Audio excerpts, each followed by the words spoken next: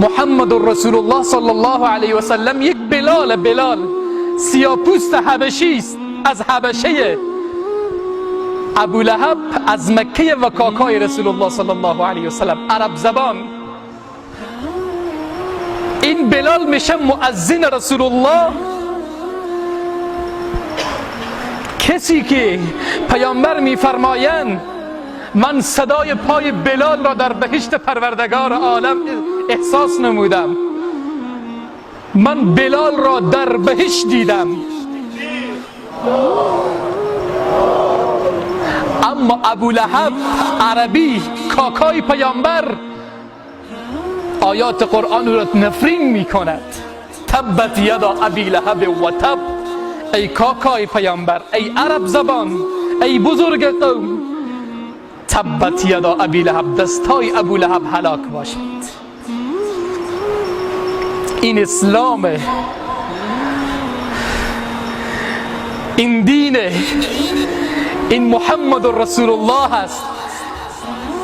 سیاپوستان با ارزش را که دلشان پاک ارزشمند می‌سازد. در امریکا یک سیاپوستی به خاطر که نژاد سیاپوسته تبعیض نژادی قائل میشوند، یک سیاپوست را میکشند. اما پیامبر یک سیاپوست را عزیز و بزرگ و رهبر امت اسلامی قرار میدهد. بلال رهبر ماست.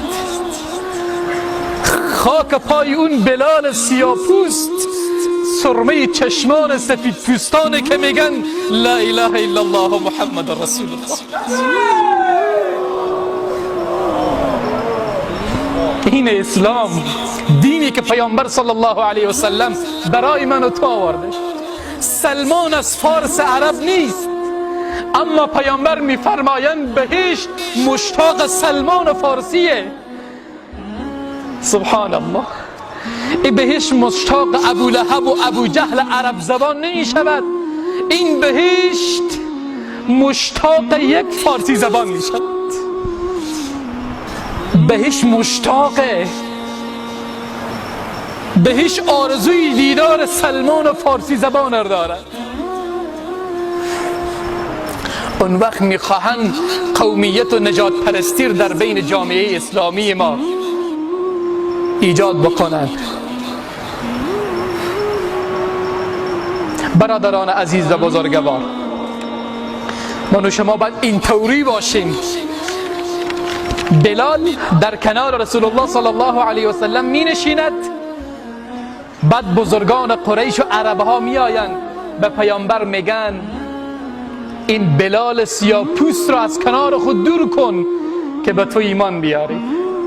این سیاپوست ارزش نداره در کنار ما عربها و ما قریش بنشیند. اسلام دینی است که با نجات پرستی و تبعیض مبارزه می کند. اینجا جبرئیل امین آیات مبارکه قرآن را میاره و پیامبر را به تزلزل در می آورد.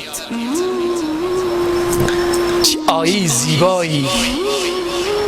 بلال او را از کنار تو، اون سردار امتت است.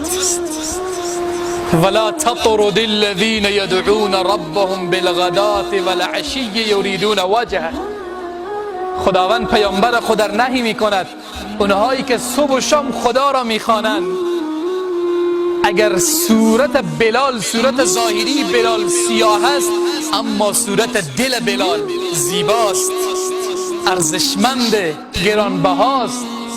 محبت خدا در دل زیبای حضرت بلال رضی الله تعالی عنه وجود دارد. خداوند میفرماید ای پیامبر، اونهایی که دیدار تو را میخواهند اونها را از کنار خود دور نکن. در اخیر آیه میاد که فتطردهم، اگر چنین کاری انجام دادی بلال ها را، فقرا را،